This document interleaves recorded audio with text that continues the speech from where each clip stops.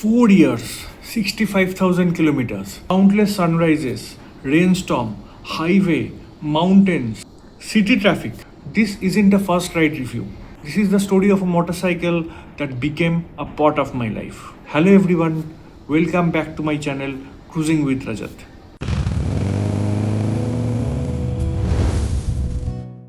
If you are planning to buy a Honda motorcycle of 360cc category, ये category में आप अगर सोच रहे हैं कि आप एक बाइक खरीदेंगे और इट इज़ जस्ट आप you are owning a motorcycle and you are curious about how this motorcycle performs in the long term, this video is for you.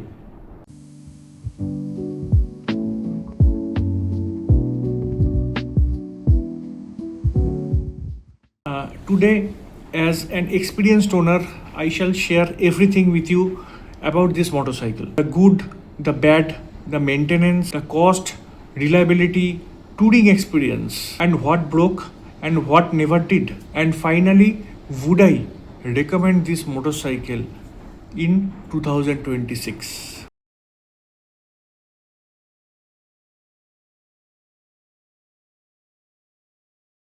How I end up buying this motorcycle? मैं Honda Highness क्यों खरीदा and इसके पीछे मेरा thinking process क्या था? For this, I need to go back in 2019 in fact. That time I was riding TVS Fiero FX जो कि एक 150 सीसी का मोटरसाइकिल था. वो जो मोटरसाइकिल मेरे पास उस टाइम में था, it was bought in 2003. At that time I was 18-19 years old. तो Fiero FX उसके बारे में दूसरा एक वीडियो में बताऊंगी. It was incredible. It was a truly gem of a machine. तो उसका भी वीडियो मैं आपको दिखाऊंगा. बैक इन 2019 मेरा जो ऑफिस था that was 35 kilometres from my residence and मेरे को डेली ट्रैवल करना था बाइक लेके and it was a highway. तो बाइक भी बहुत पुराना हो चुका था, मेंटेनेंस भी बहुत ज़्यादा बढ़ गया था बाइक का. लेकिन क्या होता है कि 18-19 साल हो चुका था वो मोटरसाइकिल को. इन दैट टाइम मेरे को फील हुआ उसका इंजन भी धीरे धीरे मतलब कमज़ोर होने लग गया था. फिर मैंने डिसाइड किया था कि मेरे को एक नया मोटरसाइकिल लेना है. जब मैं हाईवे से जाता था it was I felt like I have to be on a bigger machine. तो पहले से ही मेरा ड्रीम था कि मैं एक 350 सीसी बुलेट चलाऊंगा या क्लासिक 350 चलाऊंगा. And I used to see YouTube videos जो मोटो व्लॉगिंग करते हैं. It was very appealing to me. तो यहाँ पे जाऊँगा बाइक लेके. ये जो 150 सीसी बाइक है इसका चैलेंजेस है, ये इसको पुराना बाइक हो चुका है या इसको लेके जा नहीं सकते, उतना ज़्यादा राइड नहीं कर सकते. That I felt. और बहुत पुराना भी हो चुका था. And I dreamed of owning a royal Enfield. So back in 2019 मैंने प्लानिंग कर रहा था कि एक बाइक को ख़रीदना है मुझे. और I took the test drive of Royal Enfield and in classic and Royal Enfield Bullet as well. उसके बाद क्या हुआ कि कोविड आ गया. तो कोविड के टाइम में we all know कि फाइनेंस जो है it was a big challenge. कब क्या होगा कब क्या नहीं होगा, it was a very big challenge. And in that time I have to scrap the idea of owning a new bike. जो पुराना है उससे ही मैं काम चलाता रहा. तो यस, एक साल मतलब 2019 से लेके 2020, 21, 22 तक I scrap that idea of owning a new motorcycle. And जो पुराना वाला मोटरसाइकिल है उसको ही सर्विस करके पार्ट्स मिलना बहुत मुश्किल हो गया था. And that time I used to road that Fiero FX only. तो उसको ठीक ठाक करके मतलब उस हर मंथ में 1-2 बार तो वो मैकेनिक को देना ही पड़ता था. And somehow I use that motorcycle for another 3 years. In 2022 इस टाइम पे this is July 2026. In monsoon of 2022 I felt that now it is the time for me to get a new motorcycle. And it was finalised कि मेरे को लेना ही है. अभी जो है फाइनेंस जो मेरा मेन इशू था दैट हैज़ बीन रिजॉल्व। तो मेरे पास वो अमाउंट है to go for a new motorcycle. तो देखिए एक्चुअली क्या है कि Honda Highness was launched in I guess 2020-21 उस टाइम पे। It was a new very new bike at that time at the moment. रास्ते पे इतना दिखता भी नहीं था, तो I didn't know about this bike at all eight that time. मैंने खाली रिव्यूज़ देख रहा था for royal Enfield and Jawa. तो मैंने उस टाइम पे होंडा हाइनेस बोल के कोई होंडा बोल के ऐसा 350 बोल के कोई बाइक है, I didn't know at all. तो at that time I took the test drive of many vehicles. तो मैंने बहुत सारे गाड़ियों का टेस्ट ड्राइव लिया है उस टाइम पे, जैसे क्लासिक 350 हो गया, Bullet, Meteor, Himalayan, Interceptor and Jawa. तो ये सब सारे गाड़ी का मैं टेस्ट ड्राइव लिया हुआ था and I was not getting everything from a single bike. क्या है मैं बोलता हूँ आपको, जब हिमालयन मेरे को बहुत पसंद था, मेरा हाइट जो है that is 6 feet 2 inches।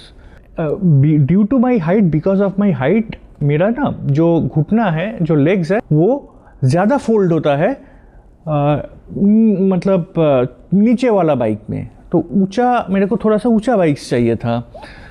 Classic का क्या है कि क्लासिक मेरे लिए सिटिंग पोस्चर एब्सोल्युटली फाइन था, लेकिन एक प्रॉब्लम था उसमें, वो जो मतलब स्टीयरिंग है उसका, जो हेवी ट्रैफिक्स में हम लोग स्टीयर करते हैं, that was a very issue for me. Himalayan was out of my budget, मतलब एक बजट फिक्स रहता है, 450 सीसी का गाड़ी है और I was about to use it for daily commuting. I thought कि ये गाड़ी तो जो पोस्चर है that was fine for me, लेकिन उसमें प्राइसिंग ज़्यादा है उसमें, और क्या है कि मेरा फाइन उतना ज़्यादा मेरा बजट भी नहीं था। तो इंटरसेप्टर बहुत पसंद था मेरे को, उसका भी जो पोस्चर है, riding posture, everything, that was also a fine choice for me, but it was going way above my budget. और क्या है कि जावा उतना पसंद में नहीं आया मेरे को, अच्छा बैठ के फील नहीं अच्छा हुआ। तो I was out with only one option, that is royal Enfield classic और आरडी बुलेट। एक दिन क्या हुआ, तो आपको मैं बताता हूँ क्या हुआ। हम जब बाइक या गाड़ी खरीदने की कोशिश करते हैं ना, मतलब प्लानिंग करते हैं, तो एक शोरूम पे कभी जाते नहीं, 2-3 ऑप्शंस देखते हैं हम, जहाँ पे ज़्यादा डिस्काउंट मिल जाए, ऐसे वैसे करके। तो at that time I went to a showroom of Royal Enfield that was in New Town. तो वहाँ पे मैंने पूछा क्या प्राइसिंग आएगा, एग्जैक्टली डिटेल्स लिया वहाँ पे। बाहर आते, जब मैंने बाहर आ रहा था उस टाइम पे मैंने देखा कि just opposite of that foot there is Honda Big Wing करके लिखा हुआ है एंड अंदर में मोटरसाइकिल्स है। क्या मेरे को पता नहीं था उस टाइम पे। तो I entered, the sales person came up to me, sir आपको क्या चाहिए। मैंने बोला कि मैं बाइक देख रहा हूँ 350 सीसी का। तो वो क्या किए, मतलब मेरे को कुछ नहीं समझाया। मार्क माई वर्ड्स, मतलब ये ध्यान से सुनिए, वो मेरे को कुछ नहीं समझा। आइए सर, अंदर आइए, बैठिए, चाय कॉफ़ी लीजिए, मैं आपको बाइक दिखाता हूँ। ये बाइक ये वेरिएंट है, इसका ये सीसी है, इसका ये कलर में आता है, इसका ये प्राइसिंग है, नया लॉन्च है। तो मतलब रॉयल एनफील्ड में ये कंपैरिजन्स है। आपको सर बोलिए क्या चाहिए। कुछ नहीं बताया मेरे को, नथिंग। ही सेड, अंदर बोले सर 1 मिनट रुकिए मैं आता हूँ। गया 1 मिनट में, मतलब 30 सेकेंड्स में राइडिंग जैकेट लेके आ गया मेरे सामने। बोला कि सर पहनो राइडिंग जैकेट। तो राइनॉक्स का राइडिंग जैकेट था, मेरे को पहना दिया और मेरे सामने से बोला कि सर आपका हाइट अच्छा है, तो ये राइडिंग जैकेट में आप बहुत अच्छा दिख रहे हैं। तो मैंने तो मेरा भी थोड़ा सा कॉलर ऊंचा हो गया। मैंने वो वहाँ पे एक मिरर था, देखा, ठीक है चलो। बोला कि सर टेस्ट राइड के लिए चाहिए, चलिए। मैंने बोला कि थोड़ा सा डिटेल्स मेरे को दे दो। और नहीं सर, डिटेल्स मैं आपको दूंगा, टेस्ट राइड के लिए चलिए। बाहर गया, होंडा हाइनेस में बैठा। मैंने जब स्विच ऑन किया, मतलब जो इंजन का इग्निशन स्विच है ऑन किया, इंजन चालू हुआ, क्लच पुल किया, फर्स्ट गियर में डाला एंड एक्सीलरेशन किया। At that time, I was flabbergasted. मेरे को लगा I am not riding a motorcycle, I am riding a cycle.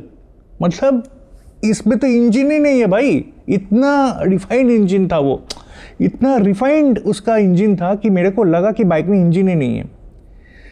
तो मेरे को लेके गया, वो स्ट्रीट रोड्स है, उसके आगे जाके एक रोड है जहाँ पे वो मतलब वो कंस्ट्रक्शन हो रहा था रोड, तो पूरा ओपन रोड है।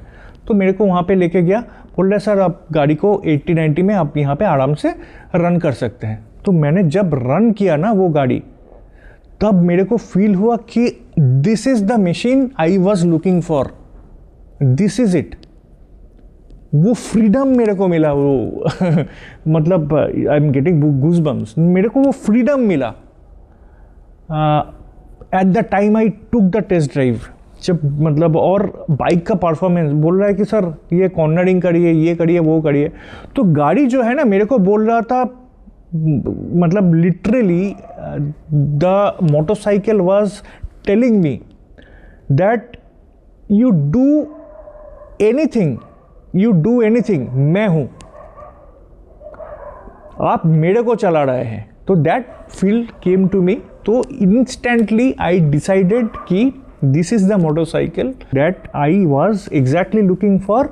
एंड जो राइडिंग पोस्चर था according to me, that took away everything and every other bike from my choice, and वही था, that was the time I decided कि I am going with Honda Highness.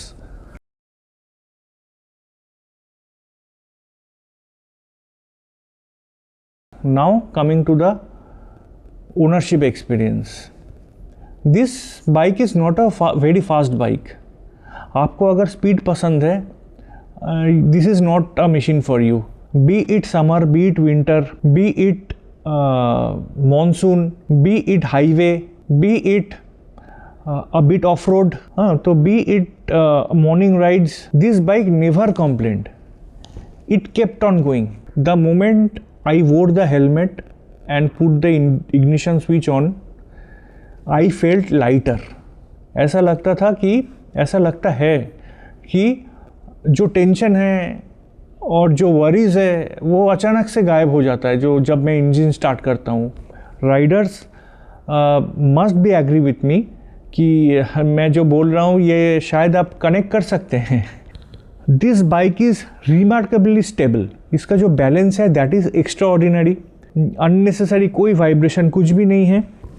The engine always feel relaxed, I could ride for long hours. Actually मैं आपको बताता हूँ, मेरा जैसे लोग जिनका हाइट ज़्यादा है, they tend to get a back pain. Neck से शुरू होके फिर बैक में ये एग्रेवेट कर जाता है। तो राइडिंग पोस्चर जो है दैट इज़ वेरी इंपॉर्टेंट। इसको मैंने जब राइड किया ना हाईवेज में, तो वो फैटिग एकदम से नहीं आया। That's where the engine refinement shined of Honda Highness, कि आपको कुछ मतलब वाइब्रेशन ज़्यादा होगा तो आपको बैक पेन आ जाएगा। तो ये बाइक में कोई वाइब्रेशन तो है नहीं, तो नेचुरली आपका कोई बैक पेन कुछ भी नहीं डेवलप होता है। एंड मैं इसको लेके approximately at a stretch 8 hours, 9 hours, 10 hours तक भी मैंने इसको राइड किया है। एंड नॉर्मल जो बैक पेन है लॉन्ग राइड्स में वो तो थोड़ा सा आएगा ही आएगा, लेकिन जो डिवास्टेटिंग इफेक्ट है I have not feel anything.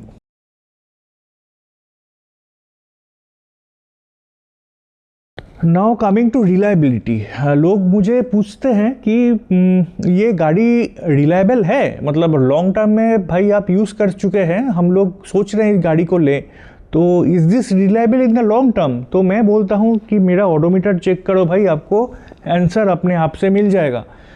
बिल्कुल रिलायबल है। And over the span of 4 years कोई फॉल्ट नहीं आया बाइक में, नो सिंगल फॉल्ट। ये ख़राब हो चुका है या तो फिर वो ख़राब हो चुका है, 50,000 किलोमीटर के बाद में ये प्रॉब्लम हो चुका है, इंजन में साउंड आया है, आपको ये खर्चा करना होगा, ये खर्चा देगा आपको bike. No, not, I haven't faced any issue regarding this things. Yes, जो नॉर्मल वेयर एंड टियर है दैट इज़ देयर। बहुत लोग बोलते हैं कि होंडा हाइनेस में रस्टिंग इशू है, मेरे को तो फील नहीं हुआ। हाँ, अपार्ट फ्रॉम जो साइलेंसर पाइप था, जो एग्जॉस्ट है, वहाँ पे थोड़ा सा रस्टिंग हुआ था एंड इट इज़ नॉर्मल, मतलब पहले से ही नहीं हुआ था। आफ्टर 55,000 किलोमीटर रस्ट आना चालू किया उसमें, क्योंकि that is the thing that मतलब वो टच में रहता है मड, वाटर, पानी का। एंड बाकी कहीं पे भी मैंने रस्ट इसमें इशू नहीं देखा। मैं एक चीज़ बोलूँगा, कोई मॉडिफिकेशन मत करना। हम लोग यही गलती करते हैं कि बाइक्स में दूसरा टायर डाल देते हैं, ऑफ रोडिंग के लिए अपना दिमाग लगा के कुछ दूसरा टायर हम लोग इंस्टॉल करते हैं।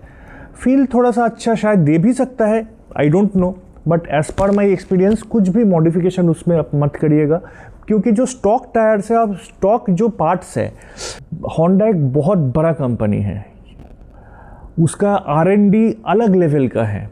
एक बाइक जब लॉन्च होता है तब क्या होता है कि hell of a lot of R&D happens. जो मैकेनिकल इंजीनियर्स है, जो बाइक को automotive engineers, electrical engineers, mechanical engineers, they are genius. मतलब होंडा का R&D का जो डिज़ाइन कर रहे हैं एक मोटरसाइकिल बिग विंग के लिए, जो 2-2.5 लाख में आप खरीद रहे हैं, तो वो सब नॉर्मल आदमी लोग डिज़ाइन नहीं करते हैं। मतलब ऐसे ही कुछ भी एक, मतलब ये डाल दिया वो डाल दिया, ऐसा नहीं कर सकते हो आप।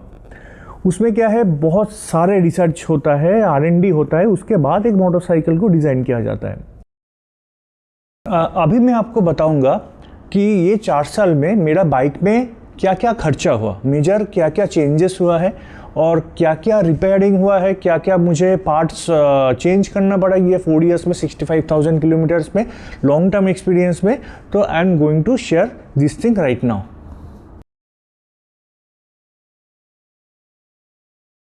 देखिए, रेगुलर सर्विसिंग, मैं सर्विसिंग कभी मिस नहीं किया था। ये जो इंस्ट्रूमेंट कंसोल है वहाँ पे दिखा देगा, एक रेंज का साइन आएगा कि आपको अभी सर्विसिंग करना है। तो जो साइन आ जाता था, immediately I used to go to the service station. तो इमीडिएटली मतलब आपका 4-5 दिन या 7 दिन में मैं सर्विस करा लेता था। सर्विस में जैसे इंजन ऑयल हो गया, फिर ऑयल फिल्टर हो गया, एयर फिल्टर हो गया, एंड ब्रेक पैड्स हो गया, तो ये रेगुलर इंटरवल में मेरा चेंज होता था। चेंज प्रॉकेट मैंने पूरा 65,000 किलोमीटर्स, मतलब 3 बार मैंने चेंज किया चेंज प्रॉकेट को। पहले बार मैंने किया था अप्रॉक्सीमेटली 15,000 किलोमीटर्स, फिर 30,000 किलोमीटर्स, फिर उसके बाद आते हैं 45 to 50,000 किलोमीटर्स। तो 3 बार मेरा चेंज प्रॉकेट चेंज हुआ था। चेंज प्रॉकेट का कॉस्टिंग आता है अप्रॉक्सीमेटली 3,000 से लेकर 4,000 के बीच में, वैसे ही आपका कॉस्टिंग आएगा विथ इंस्टॉलेशन। गाड़ी का बॉल रेसर 3 बार चेंज हुआ। तो बॉल रेसर जब चेंज करते हैं तो अप्रॉक्सीमेटली 2,000-2,500 के आसपास आपका बॉल रेसर का कॉस्टिंग आता है। तो मैंने पूरा लाइफ टाइम में, मतलब 4 साल में 3 बार चेंज किया। जो टायर्स है, टायर्स मैंने एक बार ही चेंज किया था अप्रॉक्सीमेटली एट 40,000 या 35 to 40,000 किलोमीटर्स में। तो फ्रंट टायर का उतना वारंटियर नहीं हुआ था, तो रेयर टायर मतलब बहुत घिस गया था, मतलब उसका वारंटियर हुआ था। तो at that time I need to change the rear tyre. तो रिकमेंडेड यही है कि आप अगर 4 टायर चेंज करते हैं तो 2 टायर एक साथ ही चेंज करिए। तो मैंने किया था। तो अप्रॉक्सीमेटली आज के डेट में तो मैं बता नहीं सकता टायर का कॉस्टिंग क्या है, तो जो मार्केट कॉस्ट है आप देख लीजिए, वही आपका स्टॉक टायर आप उसमें इंस्टॉल कर सकते हैं। जो फ्रंट फॉर्क ऑयल है, मतलब सामने का जो सस्पेंशन का ऑयल है, वो इट इज़ रिकमेंडेड कि आप चेंज करिए उसको 15,000 to 20,000 किलोमीटर्स के बीच में। तो आपका अगर मतलब ज़्यादा वाइब्रेशन आता है, आपका जो हैंडल बार है वो ज़्यादा ऊपर नीचे हो रहा है, आपको समझ में आ जाएगा। दैट टाइम आप सर्विस सेंटर लेके जाइए। आपको अगर बोलते हैं कि आपको चेंज करना है तो डू इट इमीडिएटली, उसका ज़्यादा कॉस्टिंग नहीं है। मैंने 3 बार अपना फ्रंट फॉर्क ऑयल को चेंज किया है। जो रेयर सस्पेंशन है वो मैंने एक बार चेंज कराया था। दोनों सस्पेंशन का एक ही सेट आता है। जो ऑयल है उसमें वो लीक हो गया था and you have to change the shocker, rear shocker as soon as the मतलब लीकेज कंटिन्यूस, मतलब लीकेज अगर आएगा तो आपको चेंज करना पड़ेगा। मैंने पूरा लाइफ टाइम में एक ही बार चेंज किया। प्राइसिंग तो मुझे याद नहीं है, अप्रॉक्सीमेटली 5000 के आसपास प्राइसिंग आया होगा। तो front and rear disc plate है, तो उसको मैंने एक बार ही चेंज कराया था आफ्टर अगेन 55 to 60,000 किलोमीटर। वो भी मुझे एग्जैक्टली याद नहीं, लेकिन वो 58-59,000 किलोमीटर्स के आसपास मेरा जो दोनों डिस्क प्लेट है ब्रेक्स का, तो उसको चेंज करना पड़ा। जो सीट है वो आफ्टर 50,000 किलोमीटर्स या 45,000 किलोमीटर्स अप्रॉक्सीमेटली वो हार्ड हो गया था। उसके बाद में मुझे सीट चेंज करने का ज़रूरत हुआ। अगर मैं टोटल कॉस्ट का बताऊं कि पर ईयर आपको जो बाइक है उसको मेंटेन करने का और जो सर्विस सेंटर का जो आपका कॉस्टिंग है वो साल में कितने आने वाला है, तो अप्रॉक्सीमेटली 8 to 10,000 रुपीज़। अब डिपेंड कर रहे हैं आप कैसे, कौन सा आपका राइडिंग स्टाइल क्या है, क्या क्या चेंज हुआ, वो तो एग्जैक्ट बता नहीं सकते, लेकिन अप्रॉक्सीमेटली 8,000 से लेके 10,000 का आपका कॉस्टिंग होगा पर ईयर बाइक का सर्विस या जो पार्ट्स चेंज कराना होता है उसके हिसाब से अप्रॉक्सीमेटली, मतलब एवरेज में बता रहा हूँ आपको।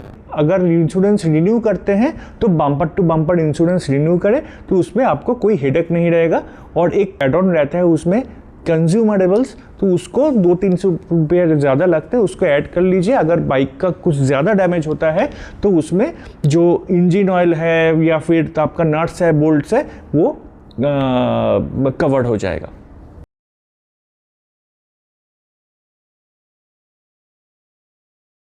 कोई भी व्हीकल 100% अच्छा तो नहीं होता है, कुछ उसमें कंप्लेंट ना हो ऐसा तो हो नहीं सकता है। तो इसमें भी है कुछ एलिमेंट्स है, कुछ डिसएडवांटेजेस भी है जो मैं इस सेगमेंट में आपको बताने वाला हूँ। पहले तो हो गया हेडलाइट्स। इसका हेडलाइट्स वैसा इतना स्ट्रॉन्ग भी नहीं है, आपको एक अच्छे ऑक्सिलरी लाइट्स को इंस्टॉल करना पड़ेगा। मेरे तरफ से रिकमेंडेड है। आपका गाड़ी जो है उसका कॉस्टिंग मतलब 2-2.5 लाख का आपका गाड़ी आता है, तो उनमें 200-500 रुपये का आप ऑक्सिलरी लाइट्स मत लगाइए, थोड़ा सा अच्छा क्वालिटी में आप जाइए।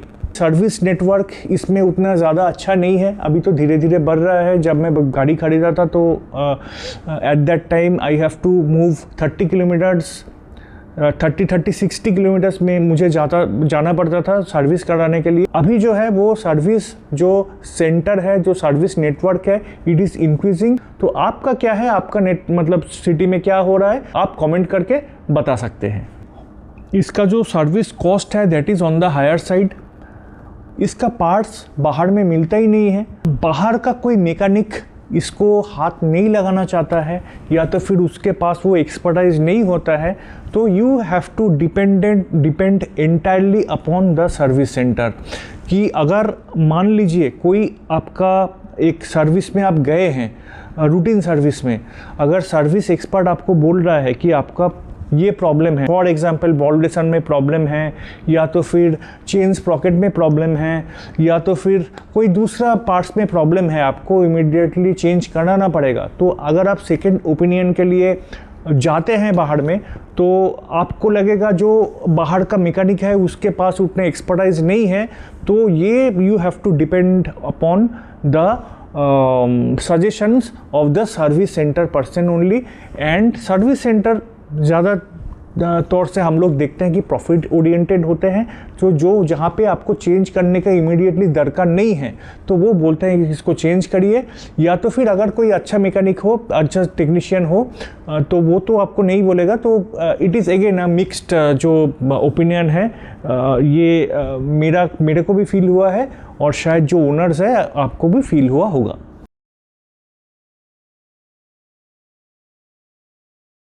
Is it okay to buy this machine in 2026? In this segment 350 segment जो रेट्रो मॉडर्न बाइक है, रेट्रो मॉडर्न मोटरसाइकिल है, होंडा हाइनेस या होंडा CB350 और Honda CB350 RS, it has no comparison with other motorcycle in this segment. इसका जो engine refinement है no match, इसका जो क्लच और गियर शिफ्टिंग है नो मैच, एंड इसका रोड प्रेजेंस जो है नो मैच, इसका balance no match. At the end I must say whatever motorcycle you are owning, whatever vehicle you are owning, Some motorcycles take you to places. The right motorcycle changes the person who returns. If you feel आपको अगर ये video informative लगा है, अच्छा लगा है, do share, subscribe and like. See you in the next video. Bye bye.